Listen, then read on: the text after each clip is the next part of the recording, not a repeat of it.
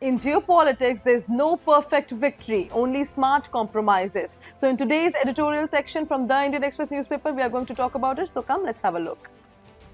The editorial is in West Asia, a realistic bargain may be in sight. In geopolitics, as I have already mentioned, there are no perfect victories. This article talks about the tensions in West Asia, especially involving the Iran, US and Israel.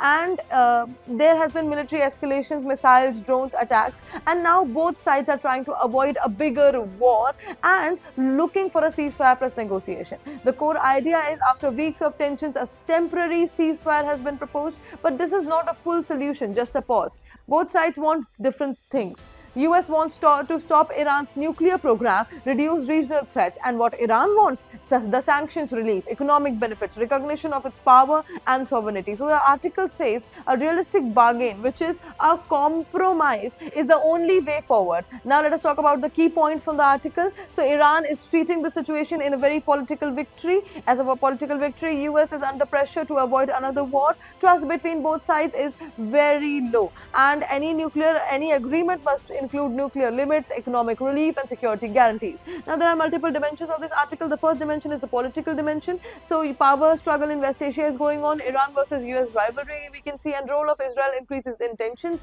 Then we have security and strategic perspective, Iran's nuclear ambitions, missile and drone warfare and threats of regional war. Then we have an economic dimension, that is sanctions hurting Iran's economy. Iran wants economic revival. Oil routes like Strait of Hormuz are very, very crucial. We all know that. Then we have the geopolitical dimension, that is role of third parties like Russia, balance of power in Middle East, global oil prices are affected. Then we have a legal or institutional dimension, that is talks about International Atomic Energy Agency IAEA.